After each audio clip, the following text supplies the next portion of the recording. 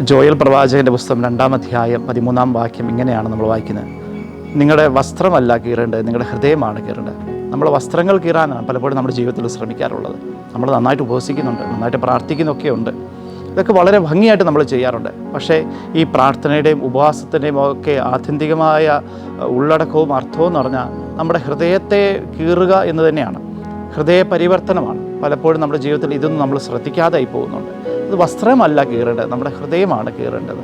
അതുകൊണ്ട് പ്രാർത്ഥനയുടെയും ഉപവാസത്തിൻ്റെയും ഒക്കെ എല്ലാ ആത്യന്തികമായ അർത്ഥം നമ്മുടെ ഹൃദയ പരിവർത്തനമായിക്കട്ടെ. ഈ വചനം നമുക്കൊന്ന് ഭക്ഷിക്കാൻ സാധിക്കട്ടെ. നമ്മുടെ വസ്ത്രമല്ല കീറേണ്ടത്, നമ്മുടെ ഹൃദയമാണ് കീറേണ്ടത്. ദൈവം നമ്മളെ അനുഗ്രഹിക്കട്ടെ.